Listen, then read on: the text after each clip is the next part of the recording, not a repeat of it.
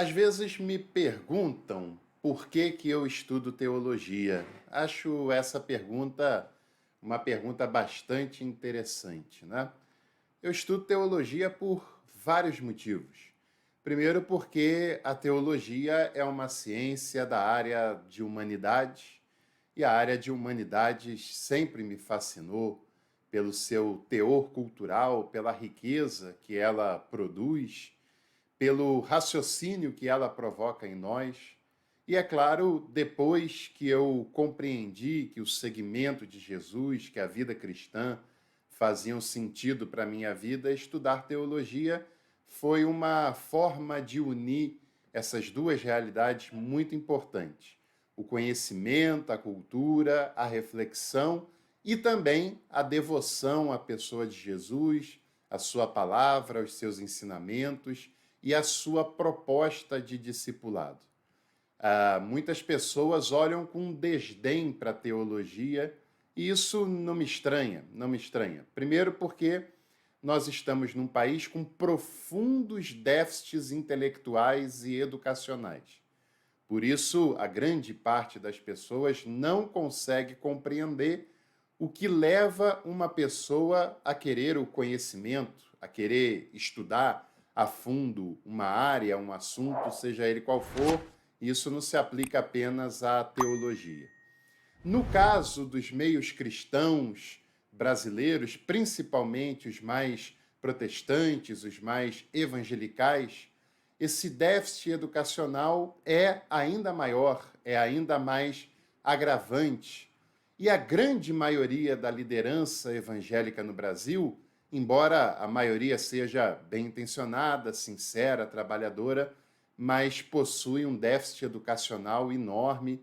A maioria dessas pessoas não tem estudos formais mais apurados, mais aprofundados, e muitas vezes é uma maneira dessas lideranças se defenderem da sua pouca formação, da sua pouca intelectualidade, dos seus poucos estudos, uma maneira dela se defender disso e também de se esconder de qualquer crítica que possa surgir, é que teologia não edifica, que o que importa é que a pessoa seja espiritual, que ela seja devota, que ela ore.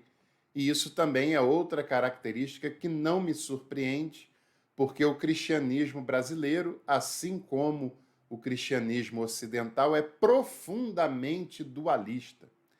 Porque onde foi que está escrito, seja na Bíblia, seja em qualquer livro e consenso que tenha bom senso e equilíbrio, que uma coisa exclui a outra, que a pessoa, para ser espiritual, ela não pode estudar ou se aprofundar. Não.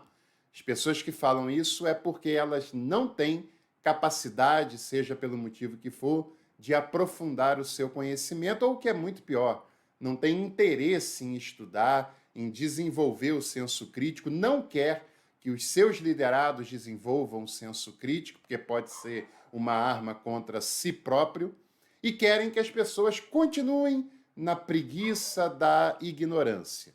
Porque para muita gente a ignorância é fruto de uma preguiça estabelecida. E onde quer que está escrito que uma pessoa preparada, qualificada, uma pessoa que estuda, um intelectual que seja, não pode ser uma pessoa devota, não pode ser uma pessoa espiritual, vamos dizer assim, não pode ser uma pessoa avivada, se preferem essa expressão?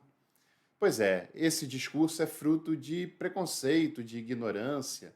É uma maneira de quem é ignorante, mas tem grandes cargos, se proteger de serem questionados das bobagens que falam nos púlpitos, das bobagens que ensinam para centenas, às vezes milhares de pessoas, e para continuarem confortavelmente na sua preguiça generalizada de estudar.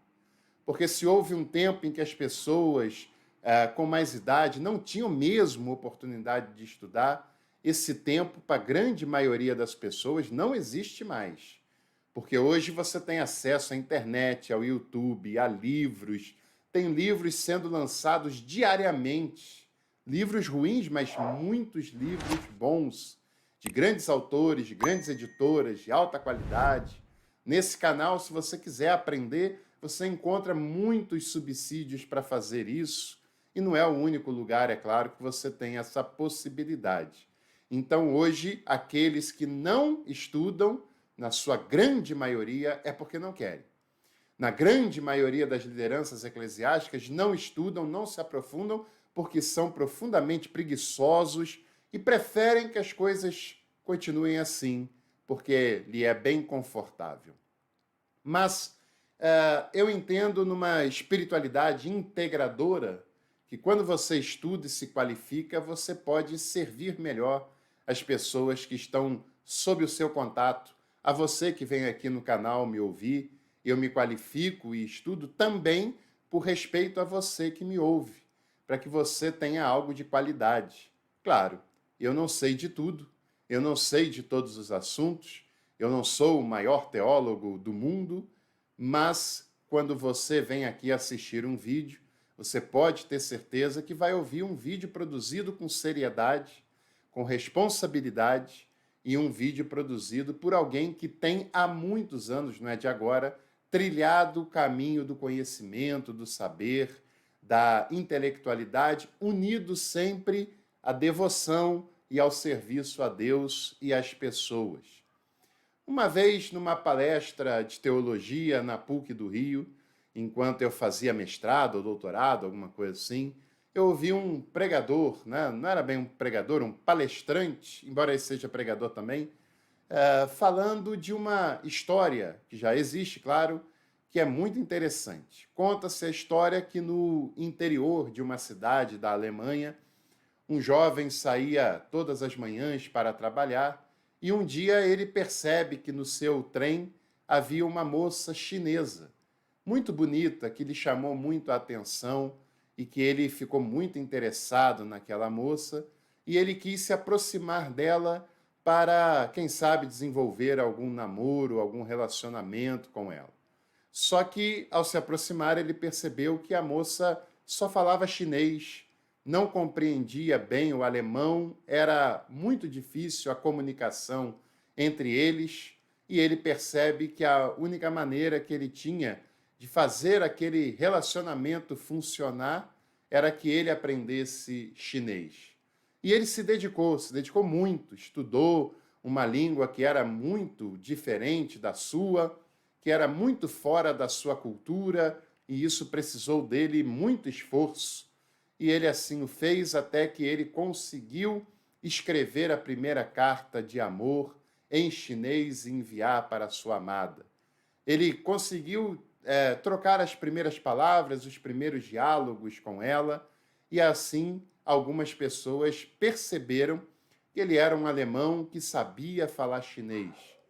O seu caso acabou virando notícia, foi procurado para fazer entrevistas, para dar aulas particulares, para gravar reportagens falando sobre o seu caso, e com isso o seu tempo foi sendo tomado, com isso as suas prioridades foram sendo ocupadas, com isso a sua agenda nunca mais foi a mesma, e o tempo passou e ele percebeu que sabia chinês, que estava com a sua agenda lotada por causa disso, mas que nunca mais tinha mandado uma mensagem de amor para sua amada, que ele nem via mais com a frequência de antes. A teologia é um pouco parecido com isso. A teologia é uma maneira, no início, difícil, desafiadora, da gente estudar, da gente pesquisar, da gente se aprofundar. E é claro que o seu intuito é nos possibilitar mandar cartas de amor para o nosso amado, de compreender melhor as coisas relacionadas a ele e as coisas que foram pensadas e produzidas para se referir a ele, a sua palavra, ao seu evangelho. Eu estudo teologia também para que eu possa compreender melhor, não Deus, porque ele não é objeto de pesquisa, ele é uma pessoa com a qual nós nos relacionamos, mas também para eu saber disso, foi a teologia que me ensinou a compreender essa realidade. E todas as outras coisas que giram em torno de Deus, do Evangelho, da sua palavra, do seu texto, do seu mandamento, da sua proposta, é necessário o estudo, o aprofundamento, para que a gente compreenda isso e se aprofunde na proposta de amor de Deus.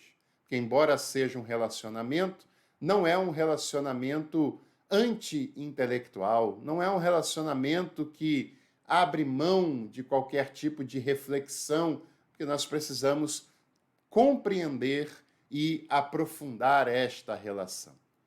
E eu também estudo teologia para que pessoas mal intencionadas, pessoas que queiram usar da ignorância para o seu próprio conforto, não me enganem e não enganem as pessoas que me ouvem também, porque de mim elas ouvirão a verdade, de mim elas ouvirão a transparência, a seriedade e ouvirão coisas que podem até causar discordâncias de um, de outro, mas não serão enganadas. Isso eu posso garantir a você.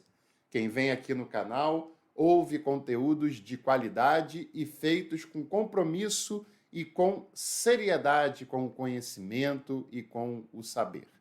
Então, é claro que eu aproveito para lhe convidar a se inscrever nesse canal, ativar as notificações, contribuir com Valeu Demais, se tornando membro do canal, para me ajudar a produzir cada vez mais e cada vez melhor para você e para todos e todas que nos acompanham.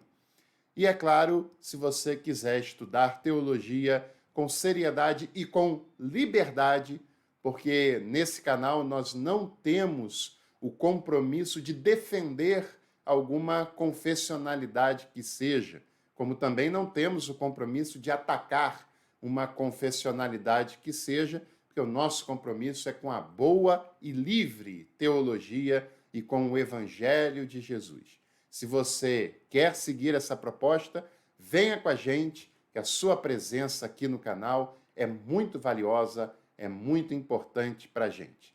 Deixe seu like nesse vídeo, compartilhe com os seus contatos e em breve a gente está de volta por aqui.